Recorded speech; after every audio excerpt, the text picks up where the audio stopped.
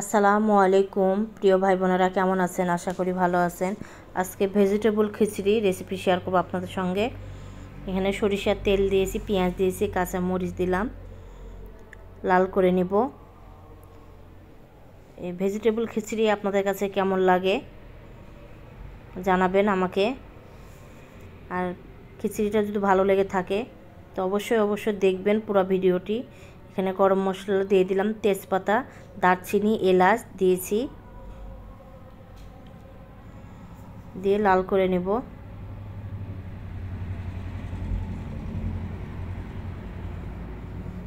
এই রান্নাটা যদি ভালো লেগে থাকে, ভেজিটেবল খিচুড়ি রেসিপি আপনাদের সঙ্গে শেয়ার করেছি, ভালো লাগলে লাইক কমেন্ট শেয়ার করুন, পেজটাকে ফলো দিয়ে আপনারা দেখবেন, অন্যদেরকে দেখার সুযোগ করে দিবেন। এখানে দিয়েছি জিরার গুঁড়া, লবণ, হলুদ দিয়েছি, দিয়ে ভালোভাবে কষিয়ে নেব। আদা রসুন বাটাটা দিব।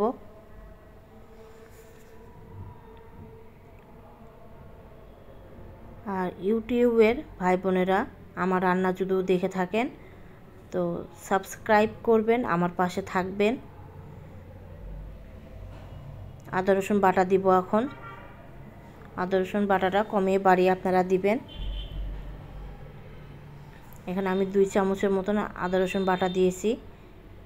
খিচুড়ি মনে হচ্ছে অল্প, কিন্তু অনেকগুলো খিচুড়ি।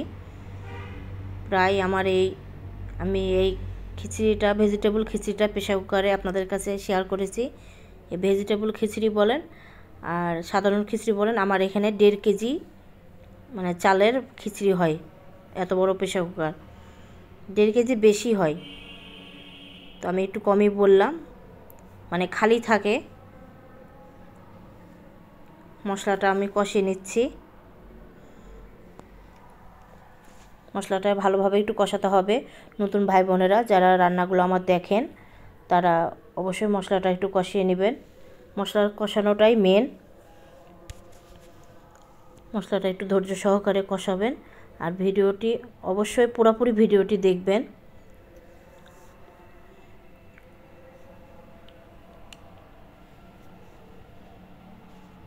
মশলাটা অনেকক্ষণ ধরে আমি কষিয়েছি। এখানে সবজি দিয়ে দিব। সবজিটা আপনারা যেটা সবজি খাবেন সেগুলোই দিবেন। আমরা সব রকমের সবজি কম বেশি খাই। এখানে আছে, আপনারা কি দেখতে পাচ্ছেন আমি তারপরও বলে দিচ্ছি। ফুলকপি, সিম, মিষ্টি কুমড়া, আলু, এগুলোই আছে। বেগুন দিয়েছি অল্প কটা, বেশি না। বেগুনটা আপনারা চাইলে দিতে পারেন, অ্যালার্জি থাকলে আপনারা দিবেন না। চাইলে দিবেন, না চাইলে দিবেন না। এই সবজিটা অনেকক্ষণ ধরে একটু কষাতে হবে। আপনারা চাইলে এই আপনার সবজিগুলো তেলে ভেজে নিতে পারেন।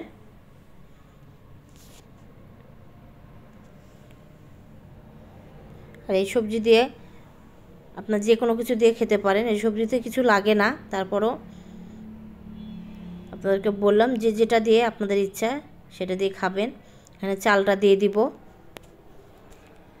চালটা দিয়ে আমি সবজি কষিয়ে নিয়েছি ভালো করে, চালটা দিয়েও কিন্তু ভেজে নেব ভালো করে। এই খিচুড়িটা অনেক সময় লাগে। এখানে চাল দিয়েছি আর ডাল, মসুরের ডাল দিয়েছি। আপনারা চাইলে মুগের ডাল দিতে পারেন।